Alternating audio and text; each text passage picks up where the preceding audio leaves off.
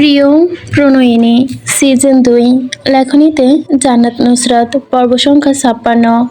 বছর 5 পর বড় বড় অডিটোরিয়াম জুড়ে পাখির ঝলকের মতোই মানুষ বসে, পরনের কাপড় বিভিন্ন ধরনের তাদের, সবাই এলিট পর্যায়ের লোক। আকাশটা আজ পরিষ্কার নীল, আকাশের বুকে সাদা মেঘ হাতছানি দিচ্ছে কখনো কখনো। যদিও নীল আকাশের বুকে সূর্যটা খারাপভাবে আলো ছড়াচ্ছে, তবুও সিলেটের আবহাওয়ার ওপর ভরসা করা মুশকিল। প্রকৃতির নিয়ম ভেঙে শীতকালেও মেঘ ঝরে পড়ে বৃষ্টি হয়ে ধরনের বুকে। প্রকৃতির মনোরম দৃশ্য বুক চিরে সামনে, বিশাল স্টেডের ওপর থেকে আকস্মিক গলা চিরে বেরিয়ে আসলো হোর্সের আনন্দমোহক চিৎকার। হ্যালো, শুভ সন্ধ্যা আপনাদের সবাইকে। সম্মানিত অতিথিবৃন্দ, কর্পোরেট লিডার সহ উদ্যোক্তা এবং প্রিয় উপস্থিত সবাইকেই জানাই আন্তরিক শুভেচ্ছা ও আমার সালাম। স্বাগতম জানাচ্ছি বাংলাদেশ বিজনেস এক্সেলেন্স অ্যাওয়ার্ড। আমি আরমান শিকদার, আজকে এই সম্মানজনক আয়োজনের উপস্থাপক। কেমন আছেন আপনারা? আশা করি আমার মতো ভালো আছেন। ভালো না থাকলেও কোনো বিষয় না, আজকের দিনটা এমন একটি দিন মন খারাপই দূর করে মুখে ফুটিয়ে আনতে চেয়েছি একটুখানি হাসির ছোঁয়া। তো আপনারা কি উত্তেজিত এবছরে বিজনেস বেস্ট টাইটন অ্যাওয়ার্ড কে জিততে চলেছে তা দেখার জন্য? আমি তো ভীষণ উত্তেজিত। ধারণা করুন তো কে হতে পারে সর্বসেরা এই অ্যাওয়ার্ড পেতে চলেছে। আচ্ছা বাদ দিন, এত টেনশন নিতে হবে না, কারণ আপনাদের মধ্যে আরমান শিকদার উপস্থিত আছেন এবং তিনি জানিয়ে দিবেন এবারের অ্যাওয়ার্ডের হাতছানি তা ছানিয়ে নিচ্ছে কে। আর আজকের আগে একটু মস্তি মজা হয়ে যাক। যদিও কোনো প্রকার অ্যারেঞ্জমেন্ট না থাকে তাহলে সেটা কোনো উৎসবই হবে না। তার মধ্যেই আরমান থামলে একটু বলল, তবে তার আগে আমরা ধন্যবাদ জানাই যারা আমাদের আইডিয়া, পরিশ্রম এবং সাহস দিয়ে বাংলাদেশের অর্থনীতিকে এগিয়ে নিয়ে যাচ্ছে। আয়োজনটি সম্পূর্ণ সম্ভব হয়েছে বাংলাদেশ বিজনেস এক্সচেঞ্জেস অ্যাওয়ার্ড এর উদ্যোগে এবং প্রতিযোগিতা রয়েছে মিডিয়া পার্টনার, তাদের প্রতিও সহযোগিতার জন্য আমি আন্তরিকভাবে কৃতজ্ঞতা জ্ঞাপন করছি। আরমান এবার সবার দিকে তাকিয়ে হাসলো। এখন আমি আমন্ত্রণ জানাচ্ছি আমাদের সম্মানিত প্রধান অতিথি মোহাম্মদ MS ওয়াহিদ সাহেবকে মঞ্চে এসে তার মূল্যবান বক্তব্য রাখার জন্য। আমরা করতালির মাধ্যমে ওনাকে স্বাগতম জানাই। SM ওয়াহিদ বক্তব্য দিলেন মঞ্চে দাঁড়িয়ে। এত বছর তিনি কিভাবে এই ব্যবসার পেছনে খেটেছেন, কত কষ্ট পার করে এই পর্যায়ে এসেছেন তা বলতে লাগলেন। তার বক্তব্য শেষ হতে আবার করতালিতে মুখরিত হলো দর্শক সারি। অপেক্ষার আর যেন না করিয়ে এবার আমরা প্রবেশ করছি আজকের সবচেয়ে প্রতীক্ষিত পর্বে, অ্যাওয়ার্ড প্রেজেন্টেশন সেগমেন্ট। করতালি বেয়ে উঠল যেন আবারও। পেছনের স্ক্রিনে ভেসে উঠল চারজনের মুখ। সেখানে দুটো মুখ নতুন আর দুটো মুখ গত 5 বছর ধরে প্রতিবার দেখা গিয়েছে এবং তাদের মধ্যে একজনই পেয়েছে অ্যাওয়ার্ডটা। এবারের অ্যাওয়ার্ডটা কে নিয়ে যায় তা বলা মুশকিল বটে। দর্শক সারিতে বসা কিছু মানুষের জানার জন্য উৎসুক হয়ে আছে, আবার কেউ বা জানান দিচ্ছে এবারের অ্যাওয়ার্ডটা। কিন্তু কিছু মানুষের মুখে বিরক্তির ছাপ। হয়তো তারা জানে কে নিতে চলেছে এই অ্যাওয়ার্ড। আরমান সাহেব শুরু করলেন। মনোনয়ন পেয়েছেন সৈয়দ নুসরাত নাসির, সারাত মালহোত্রা, আহসাদ আহমেদ খান, আয়ান চৌধুরী এবং নাটীয় ভঙ্গিতে থেমে গেল যেন। সময় নিল কিছুক্ষণের জন্য, অতঃপর অডিটোরিয়ামের পুরো নীরবতা ভেঙে ভেসে এলো আরমানের পরিষ্কার কণ্ঠস্বর। This is year best business award goes to Syeda Nusrat Nasir. আরমানের কথা শেষ হতেই দু হাতের করতালিতে বয়ে গেল উঠল যেন দর্শক সারিতে। উল্লাসে ফেটে পড়ল কিছু সংখ্যক মানুষ, কিন্তু তার মধ্যে নাম ধরে ডাকা হলো তাকে মঞ্চের আশেপাশে কোথাও দেখা গেল না। আরমান দীর্ঘশ্বাস ফেল। গত 5 বছরে উনাকে একবারও এই অনুষ্ঠানে দেখা হয়নি। এবারেও দুঃখের সাথে বলতে হচ্ছে সৈয়দ চয়েসের CEO সৈয়দা নুসরাত নাসির অনুপস্থিত। দেখতে দেখতে আমরা চলে এসেছি আজকের অনুষ্ঠানের শেষ প্রান্তে। আজকের এই মঞ্চে উপস্থিত আছেন দেশের সেরা ব্যবসায়ী এবং ইনভেস্টর। এটা সত্যি আমাদের জন্য গর্বের বিষয়। রিমোট চেপে টিভি বন্ধ করে দিল একটা হাত। ঠোঁট কামড়ে বন্ধ স্ক্রিনের দিকে তাকিয়ে রইল অনেকটা সময়। আমি নুসরাত নাসির, যে এলিট পর্যায়ে এই বর্ণাঢ্য পরিবারে জন্মগ্রহণ করেছি। আমি কখনো দেখিনি পৃথিবীর নিষ্ঠুরতা, খাবারের অভাব, কষ্ট কি তা, শুধু দেখেছি খুশি, উচ্ছ্বাস আর ভালোবাসা। কলি থেকে ফুল ফোটার পর যেমন ফুল ঝরে পড়ে যায়, আমিও তেমন ঝরে পড়েছি এক সময়। দাদার কথা রাখতে গিয়ে আমার জীবন শেষে হয়ে গেছে, অতল সমুদ্রের গভীরে ডুবে গিয়েছে। আমি বুঝিনি আমার জীবনটা কিভাবে শেষ হয়েছে, আমি ধ্বংস হচ্ছি কিভাবে। শুধু ভেবেছি নিজেকে নিয়ে ভাবতে হবে, নিজেকে প্রতিষ্ঠিত করতে হবে। সমাজের সামনে একজন ডিভোর্সি নারী কখনো মাথা উঁচিয়ে দাঁড়াতে পারেনি, আমি দাঁড়িয়েছি। কিন্তু নিয়তি, এই নিয়তি ও নিষ্ঠুরতার সাথে আমাকে টিকে থাকতে দেয়নি। লড়াই করে যেতে পারিনি, আমি পিছিয়ে গিয়েছি আমার বাসনা থেকে। আমি নুসরাত নাসির, যে কখনো বাবার ব্যবসার হাত দিতে চায়নি, সারা জীবন হাসি মজা করে কাটিয়ে দিতে চেয়েছি, সে আজ আমি সিও হিসাবে পুরো একটা ব্যবসা সামলাচ্ছি। পৃথিবীর নিষ্ঠুরতম মানুষরা আমাকে দাবিয়ে দিতে চেয়েছিল, কিন্তু আমি তা করতে দিইনি। আবার উঠে দাঁড়িয়েছি, নিজের ঝরা ওই ফুল হতে দেইনি। মানুষ যাকে পায়ে মিশে শেষ করে দিবে। আমি হয়ে উঠেছি সৈয়দা নুসরাত নাসির হিসেবে। আমি সৈয়দ নাসির সাহেবের দ্বিতীয় কন্যা, সৈয়দা নুসরাত নাসির।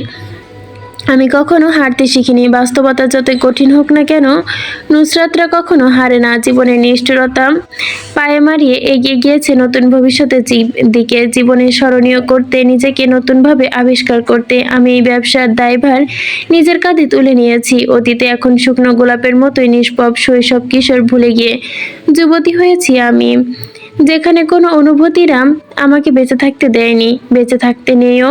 19 বছর বয়সে আমি নিজের নামের পাশে তালাকপ্রাপ্ত বা ডিভোর্সি নারীর ট্যাগ গ্রহণ করেছি। আমি নুসরাত নাসির জীবনের সকল ঝড়ঝাপটা সামলে এখনো বক্ষ বিটেনে এক জায়গায় টিকে আছি। জীবনের নিষ্ঠুরতা আমি কষ্ট পেয়েছি, তবুও নিজের ভেতরে তা লুকিয়ে রেখেছি, কখনো মুখ ফুটে কাউকে বলিনি। অনেক সময় সেই মনে পড়া কষ্টগুলো বক্সবন্দি করে সমুদ্রের গভীরে ছুঁড়ে ফেলেছি। যারা কষ্ট দিয়েছে তাদের উত্তর দিয়েছি, কখনো নিজের চেহারার সেই কষ্টের ছাপ ফুটিয়ে উঠতে দেয়নি। মানুষ তুফানকে ভয় পায় কারণ তাদের ইচ্ছাশক্তি দৃঢ় নয়। আমি তুফানকে ভয় পাই না, কারণ আমি নিজে একজন তুফান, যেই দিকে যাই সব লণ্ডভণ্ড করে দেই। মেয়েরা ফুল পছন্দ করে, আমি মনে করি না। আমি জানি ফুল পছন্দ করে নিরীহ নির্বোধ মেয়েরা। ফুলকে মানুষ পায়ে মারিয়ে পিষে চলে যায়, কিন্তু কাটা মানুষকে হাতে ফুটে যায়, মানুষের কষ্টের কারণ হয়, তাই কাটাটাই আমার পছন্দের। আমি নুসরাত নাসির, হে হুশ জ্ঞান হওয়ার পর কখন নিজেকে কাঁদতে দেয়নি। যারা কাঁদে তারা মানুষের চোখে সহানুভূতির পাত্র। আমি কারো চোখে সহানুভূতির পাত্র হতে চাই না। কেউ আমার কান্না দেখুক, আমি তা পছন্দ করি না। আমি জীবনে একবার কান্না করেছিলাম, জ্ঞান হবার পর। নিজেকে করা বোকামির জন্য আমি আজও আত্মগ্লানিতে ভুগি। কেন আমি সেদিন কান্না করতে গিয়েছিলাম? এমন কাজ করা আমার মতো একজনের জন্য শোভা পায় না। যাই হোক, অতীত এখন আমার কাছে শুধুই অতীত। অতীত ভেবে কখনো কান্না করা বা দুঃখ প্রকাশ করা আমার সাথে যায় না, এটা শুধুই বোকারা করে। আমি নুসরাত নাসির, আমাকে কখনো দুঃখ, কষ্ট, সহানুভূতি ছুঁতে পারে না, পারবেও না। আমি এমনই একজন পাথর, যেখানে মাথা ঠুকে মরে গেলেও কোনো উত্তর ভেসে আসে না, কোনো সহানুভূতির একটা শব্দ বের হয় না। চুপচাপ হেঁটে সে নুসরাত দাঁড়ালো জানালার সামনে, চোখ দুটো অন্ধকারে জ্বলজ্বল করছে। বাড়ির পেছনের বনের দিকে তাকিয়ে রইল নির্জীব, নিস্তব্ধ। কার নড়াচড়া টের পাওয়া যাচ্ছে না। চোখ বন্ধ করতেই জীবনে দুর্বর্ষ অনাকাঙ্ক্ষিত ঘটনা মনে পড়ে গেল তার। ঠোঁট বাঁকালো তাচ্ছিল নিয়ে। চোখ বন্ধ করে দাঁড়িয়ে থেকে নিজেকে বলল, ভুলে যাও নুসরাত, ভুলে যাও। অতীত মনে করে কাঁদে বোকারা, তুমি বোকা নও। যা ফেলে এসেছো তার দিকে ফিরে তাকানো তোমার সাথে যায় না। আকাশে সূর্যটা খরাভাবে রোদ ছড়াচ্ছে, মেঘগুলো হাতছানি দিচ্ছে চারিপাশে। নীল আকাশের গায়ে সাদা ছোপ ছোপ মেঘের প্রলেপ দেওয়া হয়েছে, বাতাসের সাথে ঝাপটা দিয়ে কলককিয়ে গান ধরছে পাখি, তাদের সুরের সাথে মিলিয়ে কেউ ঘর থেকে ভেসে আসছে ইরহামের গানের সুর। গিটারের ঝনঝন শব্দ শুনে চিৎকার করে গান গাইছে। আজকাল নিয়ম করে প্রতিদিন গান গায় ইরহাম, সে রকস্টার হবে। সোহেব সাহেব পাশের বাড়ি থেকে ইরহামের এমন পাগলাপোনা দেখতে দেখতে একদিন বিরক্ত হয়ে এ বাড়িতে আসলেন। এসে ছেলেকে দেখে তিনি হার্ট করে ফেলার জোগাড়। ছোটখাটো নিজ মনেই কাঁধ পর্যন্ত চুল, লম্বা লম্বা গোফ দাড়ি, তার ভেতর থেকে উকি দিচ্ছে দুটো পুরু ঠোঁট। অবাক চোখে তাকিয়ে থাকলেন তিনি। কোন ভণ্ডপীর মনে হচ্ছে তাকে দেখে জিজ্ঞাসা করলেন যখন, এই অবস্থা কেন তোমার? কি হয়েছে তুমি বলো? কি করেছো তুমি? নিজের পীর হচ্ছ নাকি? উত্তরে কি তার এমন পীর হতে যাবে কেন? আমি রকস্টার হব। রাগে ফেটে পড়লেন উত্তর শুনে ভদ্রলোক। রকস্টার এমন হয়? তাকে না দেখেই বলেছে। প্রশ্নের বিপরীতে প্রশ্ন শুনে ভদ্রলোক জ্ঞান করে উঠল। কিছুক্ষণ ছেলেকে আগাগোড়া জহুরি চোখে দেখে শুধালেন, অফিসে জয়েন করছো কবে? ইরহাম তার দিকে তাকিয়ে প্রত্যুত্তর করলো, জয়েন করব। হাফসে চাইল ভদ্রলোক, কিন্তু তার মনক্ষুণ্ণ করে দিয়ে জিজ্ঞাসা করল, ইরহাম কোন পদে? ভালো কোনো পদেই হবে। ইরহাম নির্লিপ্ত ভঙ্গিতে হাতের গিটার আবারও টুংটাং শব্দ তোলে, তার ওপর নিচে বিট করে মনোরম একটি সুর তোলে, তারপর বন্ধ হয়। সে জানতে চায় বাবার কাছে কোন পদে ভালো হবে? জেনারেল ম্যানেজার পদে। গালে হাত ঠেকিয়ে সে ভাবলেশীন কণ্ঠে শুধায়, নুসরাতের নিচের পদ? মাথা দোলায় ভদ্রলোক। ইরহাম সোজা কোনো মারপ্যাচ ছাড়াই কণ্ঠে বলে ওঠে, নুসরাতের নিচের পদে আমি কাজ করব না। ছেলের পরপর প্রশ্ন করেন ভদ্রলোক, কেন? তার উত্তর ছিল এমন, যেহেতু আমি নুসরাতের তুলনায় গুণে গুণে 17 দিনের বড়, তাই আমাকে বড় পদ দিতে হবে। শোয়েব সাহেব দাঁত চাপলেন, কটমট করে উঠে বললেন, হারামজাদা। আঙ্গুল তুলে দুদিনে নাড়ালো ইরহাম। বলল, আব্বু হারামজাদা বলবে না, প্রেস্টিজে লেগে যায় আমার, কোম্পানির ছায়াও মারাবো না আমি। ভদ্রলোক নমনীয় টানলেন, নাটকীয় ভঙ্গিতে বলল, মহারাজ আপনি কোন পদে বসতে চান দয়া করে বললে আমরা উপকৃত হতাম। ইরহাম মাথার নিচে হাত রেখে ভাবলেশীন ভঙ্গিমায় এমন সিংহাসনে বসতে চায় সে, আর তার সাধারণ এক মন্ত্রী হবে শোয়েব সাহেব। বাবার দিকে চোখ দিল না, বুঝলো ভদ্রলোক লাল দুটো চোখ দিয়ে তাকে গিলে খাচ্ছে। গলা খাকারি দিল, গম্ভীর্যের সহিত হাত নাড়িয়ে বলল, বোর্ড অফ ডিরেক্টর পদ দিলে তবেই আমি যাব। কথা শেষ না করতে ধারাম করে পশ্চাতে লাথি মেরে বসলো ভদ্রলোক। রূঢ় কণ্ঠে বলল, ভালের জানো তুমি যে ডিরেক্টর পদে বসবে? ইরহাম বিগলিত হাসলো। লাথি খেয়ে তার হাসি বেড়েছে আরেকটুকু। বলল, এই জন্যই তো বসছি। নাজনীন বেগম ঠান্ডা বাড়িতে ইরহামের প্রতিকার এই তাণ্ডবে বিরক্ত। দেখতে এসে সন্ত্রাসের মতো দেখায় তার এরূপ এই অবস্থা। আবারও গিটারের টুংটাং বাজতে নুসরাতের গলা শোনা গেল, Irham stop this fucking nonsense টিস। দোতলার ড্রয়িং রুম থেকে ইরহামের গলার স্বর ভেসে এলো, যদি না করি I will kill you. Irham নিজের জায়গায় অটল থেকে বলল, আই ডোন্ট কেয়ার ইউ। দেখি আমাকে মারতো। ইরহামের কথা শেষ হওয়ার আগে ধূপধাপ পা ফেলে রুম থেকে বের হওয়ার শব্দ শোনা গেল কারোর। সেলিনের কার্ডিগান জড়ানো তার গায়ে, হাঁটুর সামনে সামান্য ফাটা ওভারসাইজ জিন্স, চোখের ওপরে দিয়ে তোলা আগের মতোই। ইরহাম বিড়বিড় করে বলল, কিরে নুসরাত? কথা শেষ করার আগে 182 ওয়াটের একটা থাপ্পড় পড়ল তার গালে। চিৎকার করার সময়টুকু পেল না, চোখ বন্ধ করে কানের কাছে ভো ভো করে উঠল যেন। এরপর আর কিছু বোঝার সক্ষমতা রইল না তার, সবকিছু অন্ধকার হয়ে আসলো তার চোখের সামনে। যখন জ্ঞান ফিরল তখন চোখ খুলতেই দেখলো সৌরভী ড্যাব করে চাহনি লক্ষ্য করছে নিজের দিকে তাকিয়ে। ঠোঁট চেপে হাসি আটকানোর চেষ্টা করছে মেয়েটা। এরা উল্টে বসতে নিল। কোথায় একটা টান পড়তে যেন কান ছাঁচিয়ে উঠল, মুখ দিয়ে বেরিয়ে আসলো অকথ্যিত শব্দ। সৌরভী পাশ থেকে ঘেঁষে বসে দাড়ি গোফে আবৃত মুখটায় হাত বোলালো, মাথা এলিয়ে দিল অলসী ভঙ্গিতে ইরহাম সৌরভীর হাতে। কবে বন্ধ করবে এই নাটক? ইরহাম নির্লিপ্ত স্বরে বলল, কিসের নাটক? মুখের গোপ দাড়ি বেড়েছে তোমার ইরহাম, কবে কাটবে? কাটবো। এই যে প্রতিদিন গিটার নিয়ে বাজ খাই, গলায় গান গাও, লাভ কি? লাভ আছে, কয়দিনের ভেতরে আমি রকস্টার হয়ে যাব। এমন করছো কেন তুমি ইরহাম? ইরহাম সুরভির গালে ঠোঁট ছোঁয়ালো, কোমর চেপে ধরে শক্ত করে শির দ্বারা বেয়ে গড়িয়ে পড়ল যেন শিশিরি বাতাস।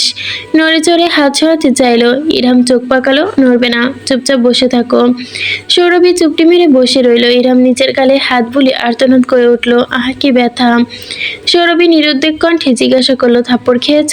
মাথা দোলালো দুদিকে, নির্লজ্জের মতো হাসলো সে একটু। অতঃপর গোফদারি আড়ালে থাকা অধর ছোঁয়ায় আবারও মেয়েলি গালে দাড়ির খোঁচা লাগতে সুরভি কোকিয়ে ওঠে। হাত বুলিয়ে ব্যথা পাচ্ছে ইরহাম। ইরহাম ছেড়ে দিল তাকে। হাতের গিটারটা বগল দাবা করে নুসরাতের লক করা দরজার সামনে দাঁড়ালো। ব্যঙ্গ কণ্ঠে বাসখাই গলা গিয়ে উঠল, কচুবনে হেগে গেছে কালো কুকুরে। চেঁচানোর স্বরে এলো ভেতর থেকে, শ্যাট আপ ইরহাম। মানা শুনল না ইরহাম। আবারও একই সুরে টেনে টেনে গাইল সে। পাশে রেগে ফেটে পড়ল নুসরাত। মুখ থেকে ভেতরে ভীষণ খুশি হলো সেও। গলগল হাসি ফুটিয়ে গিটারের বাজালো ঝনঝন করে। আবারও আওয়াজে যেন মুখ খুলতে ধারাম করে দরজা খুলে গেল। হাতে শিকারি বন্দুক নিয়ে দাঁড়িয়ে আছে নুসরাত। বন্দুক তার দিকে তাক করে রাখা টিগার চেপে ধরতেই অন্তরাত্মা কেঁপে উঠল। সেকেন্ডের ভেতরে বেচারা চোখ মুখ লাল করে গঙ্গল। এই 2-3 দিন, 2-1-3। অতঃপর একদৌড় হওয়ার আগে মিলিয়ে গেল বাড়ির অভ্যন্তরে। সৈয়দ বাড়িতে হুলস্থুল কাণ্ড ঘটেছে। চারদিকে রমরমে ভাব। সৌরভী আজ রান্না করে পাঠিয়েছে। আহান এতদিন হোস্টেলে ছিল, বাড়ি ফিরেছে বলে। বাড়ির মা চাচিরা তার ফিরে আসার খুশিতে উচ্ছ্বাস করছে এতক্ষণ ধরে। আহানকে দেখে তাদের খুশির অবস্থা রক্তশূন্য হয়েছে। আহান নিজের ভেতরে নেই কোনো উচ্ছ্বাস। কোনো এক কারণে যেন মুখটা ভয়ানক রকমের গম্ভীর হয়ে আছে। 5 বছর আগে থেকে তার এই ভাবগতি আজ একটু বেশি চেহারার বদল করে দিয়েছে। খাড়া নাকটার ওপর আঘাতের চিহ্ন, সেখান থেকে রক্ত বের হচ্ছে ফিনকি দিয়ে। শরীরে সাদা শার্টটা জায়গায় জায়গায় ফাটা। হাতের এক পাশ ছিঁড়ে ঝুলছে কোনো রকমে। সাধারণ সেন্টু গেঞ্জি পেঁচিয়ে থাকার কারণে হাতের বাহুটা রক্ত বেরিয়ে স্পষ্ট লক্ষ্যমান। চুলের ভেতরে জ্বালা করছে, রক্ত বেরিয়েছে। হয়তো মাথাটাও ফেটে গেছে সাংঘাতিকভাবে। ক্যাম্পাসে আবারও ঝগড়া হয়েছে। 2 বছর ক্যাম্পাস থেকে যতবার বাড়ি ফিরেছে সে ততবারই নাক মুখ মাথা ফাটানো ছিল তার। বয়স বাড়ার সাথে সাথে আগের ছেলে মানুষই কমে গেল। ঝগড়ার একটা কেমন যেন এসে গেছে। যেতে পড়ে মানুষের ঝগড়ার ভেতরে ঢুকে যায় সে। যখন জিজ্ঞাসা করা হয়, এখানে তোমার ঠ্যাং ঢোকানোর কি অধিকার প্রয়োজন ছিল? সন্ত্রাসের মতো তাবাকে সবার দিকে বলবে, কাঠখাটটা গলায়। দরকার ছিল বলেই ঠ্যাং ঢুকিয়েছি। কি দরকার ছিল তা বলে না বলেই মেয়ে ঝাড়ি সকল ধরনের ঝগড়া পাওয়া যায় তার দিকে থেকে।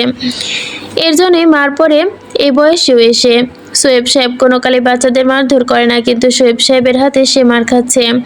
আর যদি এসে শোনেন আবারও ক্যাম্পাসে মেয়ে একটার পক্ষ ধরে হাত পা পাই করে নির্ঘাত মার খাবে আবারও। কিন্তু এ বিষয়ে ভাবো শুনো, সে মারলো কি বাঁচলো তার কিছু যায় আসে না। ঝর্ণা বেগম চর থাপ্পড় মেরেছিলেন অনেকবার, এমনকি নাজনীন বেগমও। তবুও সে অটল তার জায়গায়। অনর এই পদক্ষেপ থেকে কেউ নড়াতে পারবে না তাকে। সেদিন মারের সময় সোহেব সাহেব খ্যাপাটে গলায় জিজ্ঞাসা করলেন, মেয়েদের পক্ষ নিয়ে কেন তোমার এত ঝগড়া করতে হয়? ওরা তোমার কি লাগে? দরজা বন্ধ ছিল। পাশ থেকে আহান নিশ্চুপভাবে চাচার সামনে কেমন করে তাকিয়ে থাকতে থাকতে উত্তর দিয়েছিল, বোন লাগে বোন। সোহেব সাহেব চেতলেন যেন। প্যান্টের বেল্টের বাড়ি পড়ল আহানের পিঠে। বাহিরে দাঁড়িয়ে রোহিণীর চোখ কুঁচকালো, হৃদয়ে কাঁপলো ছেলের জন্য। তোমার বোন বাড়িতে আছে, বাহিরে বোন পাচ্ছ কেন? এত দরদ উতলাচ্ছে কেন? বোন নেই তোমার বাড়িতে? বাড়ির ঝগড়া ঝেড়ে ঠ্যাং ঢোকানোর সময় পাও না, আবার বাহিরে? আহানের নিরুদ্ধ কণ্ঠস্বর ভুরু উঁচিয়ে তুলে তীর্যকভাবে হাসলো। ভেসে এলো তার উত্তর, ইউ নো দ্যাট না চাচ্চু, বোনগুলো বোন নেই, এগুলো কলের পুতুল হয়ে গেছে, এই জন্যই দয়া করা জানে না। সোহেব সাহেব থমকালেন। দ্বিধা নিয়ে জিজ্ঞাসা করলেন, কার দয়া বা কার দায়ী? আহান তাচ্ছিল্যের স্বরে ভাসলো যেন পুরো রুম জুড়ে, আপনারা আমার কৈশোর নষ্ট করে দেওয়ার জন্য আপনারা দায়ী। আপনারা দায়ী আমার বোনের জীবন নষ্ট করার জন্য। আপনারা দায়ী, সব দোষ আপনাদের। এরূপ কথায় আহান আর দাঁড়ালো না, বেরিয়ে গেল দরজা খুলে রুম থেকে। মায়ের চোখে ছলছল পানি থেকেই থাকলো। সোহেব সাহেব দাঁড়িয়ে রইলেন, হাতের বেল্ট নিয়ে টু শব্দটি করলেন না। আহান বাক্যের বিরক্তি করল না। সেদিনের পর থেকে বাড়ি আসেনি সে। 2 মাসে বাড়িতে পা রাখলো। গোলুমুলু শরীরটা আগের মতো নেই তার। শক্তপোক্ত হয়ে গেছে যেন। সোফায় পা ছড়িয়ে শূন্য হয়ে বসে আছে, দেওয়ালের সাথে পিঠ ঠেকিয়ে। কিছু সময় কি মনে করলো কে জানে, উঠে দাঁড়ালো। খাবার না খেয়ে বেরিয়ে গেল বাহিরে। পেছন থেকে ডাক ভেসেল, তবুও সে শুনল না। মাটির দিকে চক্ষু স্থির করে হেঁটে গেল।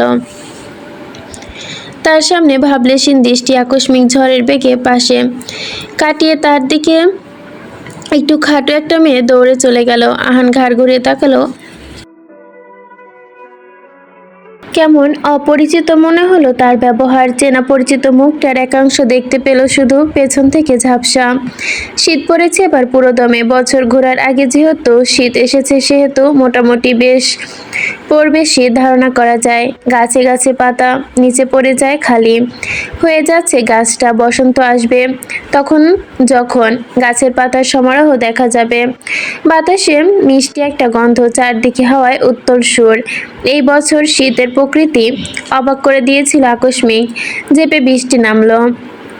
সেই বৃষ্টিতে ভিজলো ইরহাম আর সৌরভী। শীতে কাঁপতে কাঁপতে ইরহাম তখনও রকস্টার হওয়ার বায়না নিয়ে গল্প জুড়েছিল সৌরভীর সাথে। ইরহাম এখন আর ছেলে বলা চলে না, আগের তুলনায় স্বাস্থ্যবান হয়েছে। শুভ্র মুখটা, পুরুষালী আহমক অহংকার চলে এসেছে। পেটানো খাস কাটা শরীরটাও, উচ্চতাও ছড়িয়ে গেছে বাড়ির সবাইকে। 6 ফুট 1 ইঞ্চি ঠেকে গেছে গিয়ে। 5 বছর যে নুসরাত তার কপালে এসে পড়তো, সেই নুসরাত এখন তার বাহুতে পড়ে। এটাই তার কাছে বিগ একটা অ্যাচিভমেন্ট। আগের মতো সব থাকলেও হয়তো খেপানো যেত খেপাটে খেপাটে, কিন্তু এখন আর সম্ভব না। কেমন নিস্পৃহা এই বাড়িতে আর অস্তিত্ব করে না। আকাশে পেঁচা তুলনে মেঘ খেলা করছে। ঘড়ির কাঁটা ঠিক 9টা বেজে 25 মিনিট। সুয়েজ শোরুমে এসে ধীরে ধীরে প্রবেশ করছে স্টাফেরা। ট্রান্সপয়েন্ট গ্লাস দ্বারা আবৃত শোরুমে যে যার জায়গায় ছড়িয়ে ছিটিয়ে ভিন্ন কাজে লেগে পড়েছে। স্টাফদের বুকে ধূপনি বাড়ছে, চোখ ভর্তি ভয়ার্থ সবার। গত 2 মাসে 8 জন স্টাফকে ছাঁটাই করেছে এখানকার সিও। প্রতিদিনই একজন একজনের ছাঁটাই করেননি তিনি। কখন না জানি কার রূপার নাম এসে যায় এই লিস্টে, তা ভেবেই যেন হৃৎপিণ্ড লাফায়। ম্যামের সামনে কথা বলতেও তো জান বেরিয়ে যায় এক একজনের। একজন মানুষের চোখে এত উদাস হয়ে কিভাবে, মানুষটার দিকে ঠান্ডা নজরে কিভাবে তাকাবে? রূপা ভাবনার অতলে ডুবে সেভাবেই তাকানোর চেষ্টা করতেই মুখশ্রীর সামনে ভেসে ওঠে সেই উদ্বিগ্ন উদাস চোখে নিষ্পাপ মুখটার আবরণ। তার দিকে তাকিয়ে আছে নিষ্পলক। ভরকে গিয়ে সোজা হয় উঁচু লম্বা মহিলাটির দিকে। লম্বা উঁচু নাকটা নাকের কাছে এসে বাড়ি খাচ্ছে। We are fire, resignation letter দিয়ে দাও এই মেয়েকে, আগামীকাল থেকে যাতে আর না দেখি তোমাকে।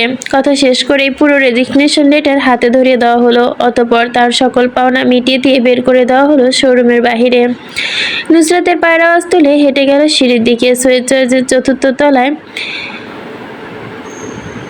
করা হয়েছে, সেখানে সে বসে। ওপরে বসে নিচে সবকিছু ওপর নজরদারি রাখে সে।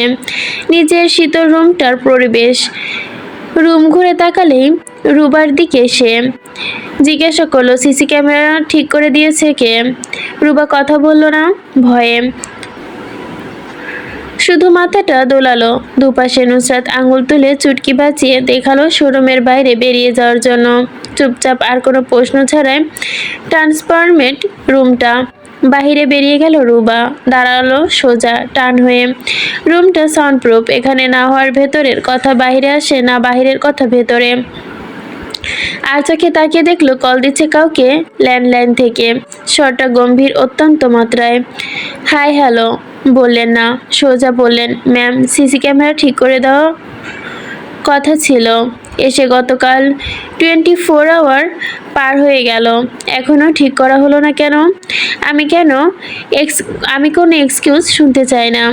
অপর পাশের লোকের মুখ শুকিয়ে গিয়েছে। হয়তো ম্যামের কথা শুনেনি। আমতা করে কিছু বলতে যাবে, তার আগে মুখের ওপর ফোনটা কেটে দেওয়া হলো। শব্দ করে হাতের মোবাইলটা রেখে দেওয়া হলো টেবিলের ওপর। অতঃপর 2 হাতে মাথা চেপে অভাবে বসে রইল কিছু সময়।